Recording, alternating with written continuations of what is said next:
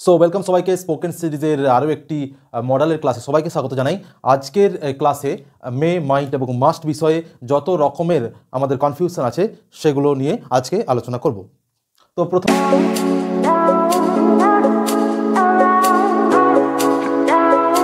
আসি মে। মে কোন কোন ক্ষেত্রে ব্যবহার করা হয়?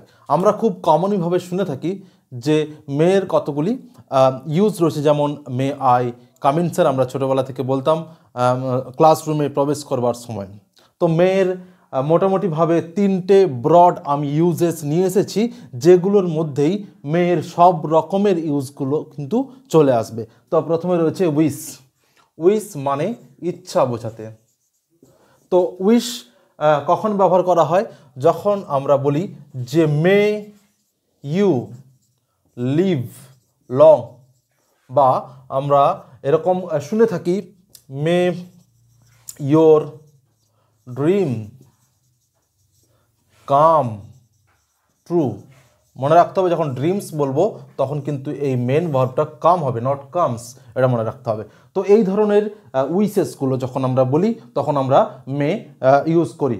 আসলে আমি এগুলো কেন বলছি, যখন আমরা ইংরেজিতে কথা বলবো আমাদের এরকম সময় বা পরিস্থিতি চলে আসে যখন আমাদেরকে এই ধরনের কথা বলতে হয়, তখন আমরা উইশ জানানোর ক্ষেত্রে চট করে এরকম মে ইউজ করে বলতে পারি may you be happy, may you live long, তো মে গড ব্লেস ইউ। তো এগুলো হচ্ছে মে এর উইশ বোঝানোর জন্য ব্যবহার। নেক্সট আসছি প্রেয়ার। প্রেয়ার অর্থাৎ যখন কোনো কিছু প্রার্থনা করব, যেমন বা এটাকে আমরা আরেকটা বলতে পারি যেমন অনুমতি অর্থে। আমরা ছোটোবেলায় বলতাম may I come in sir, আমি কি ভেতরে আসতে পারি? এছাড়া এরকম ধরনের সব রকমের প্রেয়ার বা অনুমতি চাওয়ার ক্ষেত্রে আমরা মে ব্যবহার করতে পারি। May you please support me, may you please support me, তুমি কি আমাকে দয়া করে একটু সাপোর্ট করতে পারো? তো এরকম প্রেয়ার বা অনুমতি অর্থে আমরা মে ব্যবহার করতে পারি। এবার আসছি যে পসিবিলিটি। পসিবিলিটি অর্থাৎ সম্ভাবনা। সম্ভাবনা সম্ভাবনা কেমন? এই মেয়ের সম্ভাবনাটা একটু গভীর, বা সম্ভাবনা যখন একটু বেশি হয় বা অধিক হয় তখন আমরা মে ব্যবহার করে থাকি। যেমন ইট মে রেন টুডে, হয়তো বৃষ্টির একটা আভাস পাওয়া যাচ্ছে, আকাশে মেঘ করেছে, তখন কিন্তু আমরা বলবো ইট মে রেন টুডে, আজ বৃষ্টি হতে পারে। তো যখন সম্ভাবনা একটু বেশি থাকবে সেই ক্ষেত্রে মে ব্যবহার আমরা করব, অর্থাৎ মে ডিনোটস স্ট্রং পসিবিলিটি, অর্থাৎ অধিক সম্ভাবনা বোঝাতে মে ব্যবহার করা হয়ে থাকে। নেক্সট আসছি মাইট। তো আমি মেয়ের ইউজেসগুলো পাশাপাশি রেখে মাইটে আসছি। প্রথমে লিখেছিলাম উইশ। তো প্রথম যেটা মাইটে রয়েছে সেটা হচ্ছে পাস্ট ফর্ম অফ মে, অর্থাৎ মাইট মডেলসটি মাইট model the model verbs might is the past form of may, অর্থাৎ যেখানে আমরা মে ব্যবহার করে থাকি যেই সব ক্ষেত্রে, সেগুলোরই যখন আমরা অতীত বলবো অর্থাৎ অতীতকালে ব্যবহার করব তখন আমরা মাইট ব্যবহার করব। উদাহরণ হিসাবে কি বলতে পারি? উদাহরণ হিসাবে বলতে পারি হি মাইট came with us but he was ill, সে আমাদের সাথে আসতে পারতো কিন্তু সে অসুস্থ ছিল। তো এরপর রয়েছে আচ্ছা আমি 3 নম্বরটা আলোচনা করছি এর সাথে পসিবিলিটির সাথে কম্পেয়ার করে, অর্থাৎ পসিবিলিটি বোঝাতে কখন মে হয় আর কখন মাইট হয়।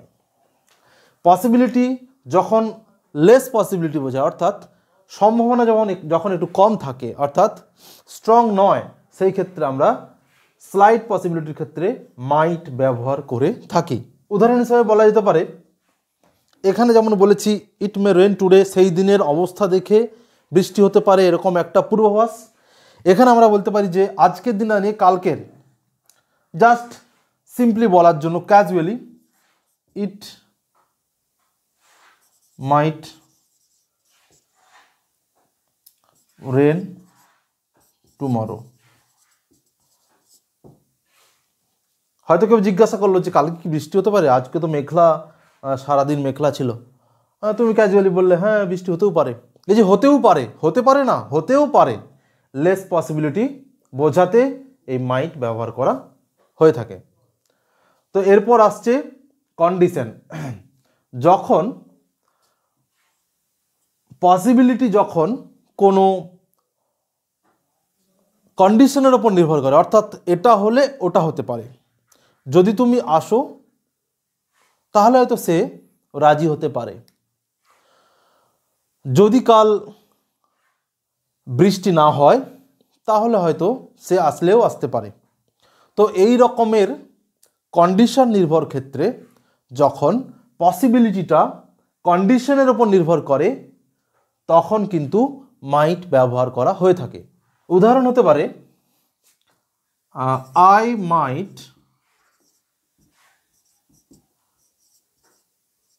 bought a house if my loan get sanction।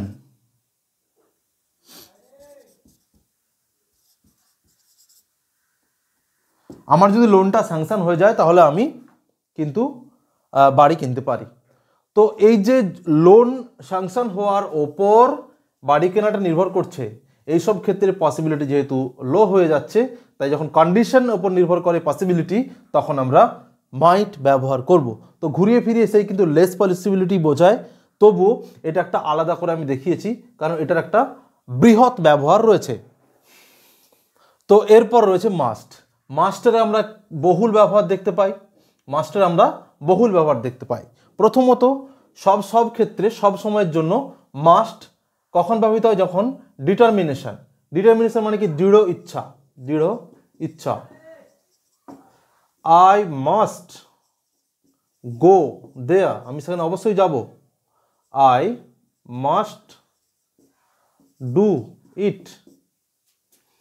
এইসব ক্ষেত্রে দৃঢ় সংকল্প বা ইচ্ছা বোঝাতে, দৃঢ় সংকল্প বা ইচ্ছাকে বোঝাতে আমরা মাস্ট ব্যবহার করে থাকি, অর্থাৎ ডিটারমিনেশন, টু শো ডিটারমিনেশন বা টু এক্সপ্রেস ডিটারমিনেশন। এবার আসছি রেকমেন্ডেশন। রেকমেন্ডেশন মানে কি, কাউকে কোনো কিছু সাজেস্ট করা বা কোনো কিছু নিতে বলা। কেমন, যেমন আমরা বলতে পারি ইউ মাস্ট।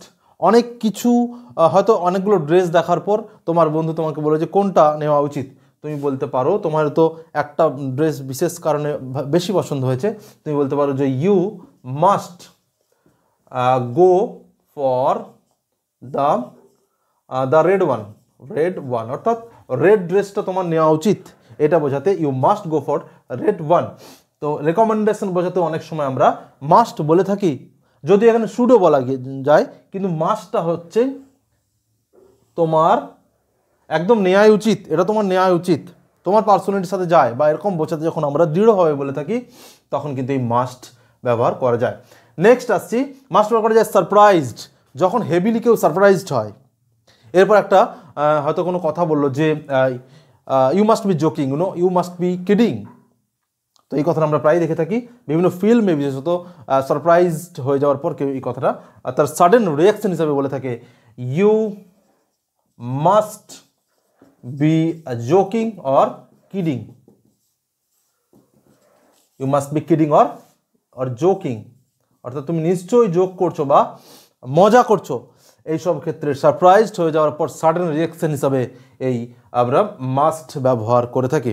এছাড়া যে কয়েকটি কথা বলবো সেটা হচ্ছে অলওয়েজ গ্রেটার পসিবিলিটি, যখন অনেক বেশি পসিবিলিটি থাকে তখন মাস্ট ব্যবহার করা যায়। অব্লিগেশন অর্থাৎ বাধ্যবাধকতা, ইউ মাস্ট ডু ইট, তোমার এটা করতেই হবে।